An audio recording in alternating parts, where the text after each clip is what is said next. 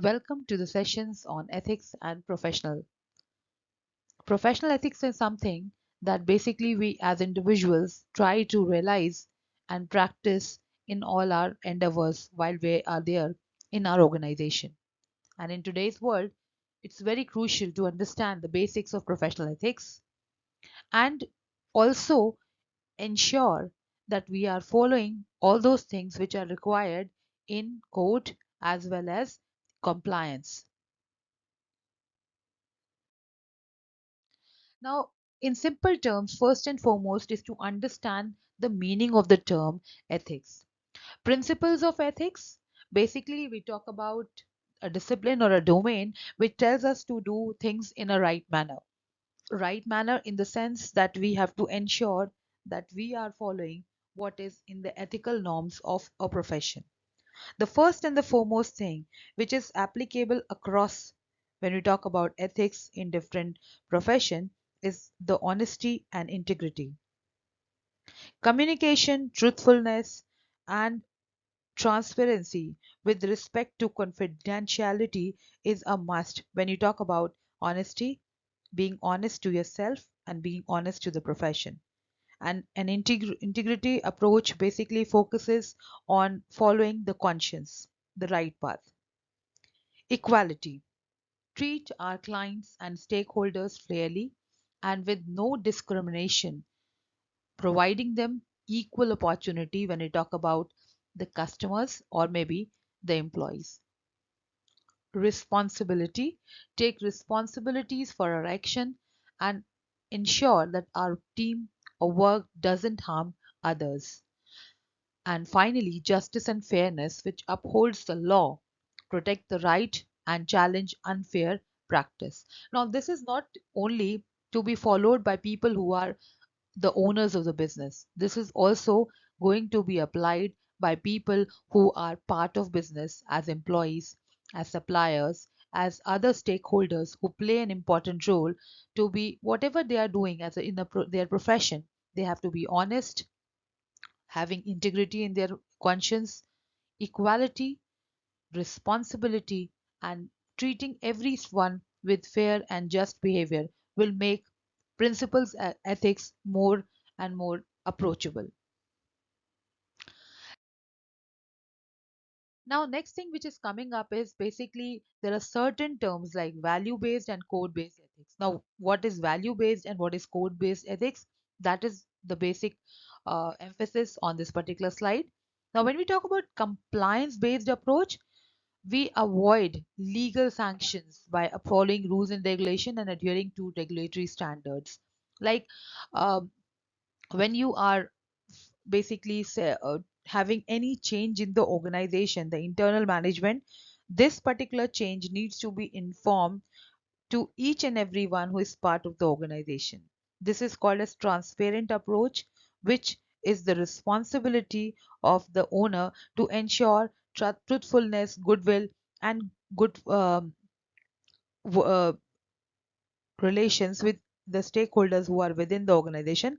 We're talking about the employees. Value based approach make ethical decision based on shared principles and values instead of following uh, the law of just following the law means there are something which needs to be empathetic in nature.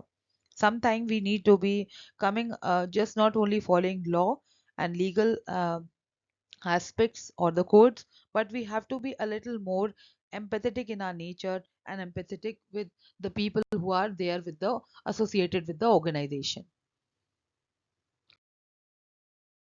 Now, when you talk about this term, which is very commonly used, that is professional obligation. Two terms. Professional means a person who is basically professing a particular work which is having certain responsibilities and duties. Obligation becomes obligate means you are forcing or you are just making sure that it's mandatory to follow. So there are few things which needs to be there when you talk about professional obligation. First is competence.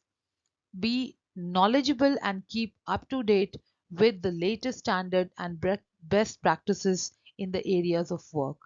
Competence means how good you are, how well versed you are in that particular profession or in that particular trade, which will help you or will bring laurels to you when you are basically going ahead with the job. The second one is confidentiality and privacy. Respect the privacy of the client and maintain confidentiality of information shared during the engagement. This is a very important aspect which is going to create that bond between the different stakeholders, between the client and the person who is doing business, because ultimately it brings trust. It basically bridges the gap between the person to share more freely and to be more free when it comes to sharing information. So privacy and confidentiality has to be respected and followed. Informed consent. Obtain client's consent before commencing service, explaining the benefit, risk, and alternative of the engagement. Now, this is very, very important, keeping in mind this, the sustainability of the firm. You have to inform your client. Like if you have going for an extra time, overtime, you need to inform your employees. If there is a change in the product or service, that needs to be informed, so as to create that trust, that belief, yes, yes, we are together working, or we are one team, one family. Debriefing. Providing effective debriefing to the clients after the engagement, acknowledging the services rendered. So this has to be done once the service is being given. So even then, you need to debrief the employee or the client or the stakeholder about before the acknowledging the services that you have rendered. It will be making it more effective. Now every obligation comes with a watchdog as well, and here we are talking about the regulatory authority. Like in case of controlling the stock market, there is SEBI. Controlling the financial market, you have the RBI in the banking sector. Then controlling the consumer queries and grievances, or keeping a watch on them, we have the consumer courts. So there are regulatory authority everywhere to keep a check on each and every activity, whether these activities were following the code of conduct, they were compliance based or not. All these things are being kept with the help of these regulatory bodies. Now how, what is the role that these regulatory body will have? They have the legal authority because they create and enforces legal and ethical standards to regulate ethical behavior in professions. Number two, consumer protection definitely provides or protects consumers by ensuring practitioners remain ethical in their professional practices. And code of conduct and ethics develop and enforce ethical guidelines that is basically going to guide the professional in practicing and protecting the welfare of the public at large. These days, this is a very important thing that is being followed, that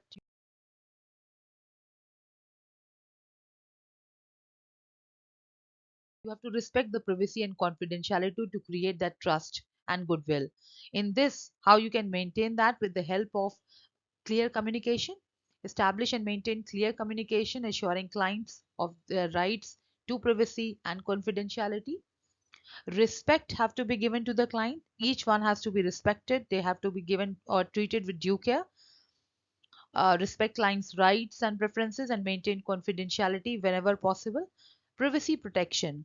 Protect clients from privacy breaches and unauthorized disclosure of private and confidential information. Now, there are certain things which are the do's, which are a must for every organization, and privacy and confidentiality plays a very, very important or vital role in this. Informed consent and debriefing. Informed consent, by the term, it means obtaining the consent from the client before commencing the service. Like you always need to tell the employee that we are coming and you have to be prepared. We are coming for a registration. We are coming for briefing you up. So this is to create that, yes, we do care to our clients' beliefs and norms. Provide an explanation of the benefit, risk, and alternative of engaging with the service. So you have to tell everything before you are going with the contract or with the payments or with the business. You have to ensure for long-term relationship with the client, you have to have the informed consent. And debriefing provides a summary of the services rendered and hand over the written report or record for future references. Like once an installment for a particular, or maybe installation is being done for a particular product, the debriefing is done, that how you can manage that, what we have discussed, and then finally a sign is being taken by the client, so that's to ensure that you have been given the right type of service. And finally, in concluding all the three important aspects, that how these important points will help you in making your organization a better organization, because it will reflect the learning aspect on the principle of ethics discussed and how they can be applied in your profession. It will emphasize on the ethical behavior. You, as we said, that it has to be there in mind as well as in your work. Emphasize the importance of ethical behavior in the workplace to foster a culture of integrity and accountability. And finally, remembering the standards of the benchmark, because the ethical standards and guidelines taught to you help distinguish between right and wrong in your professional work. So be a very good or a thorough professional. Till then, we meet next for the next session. Good day.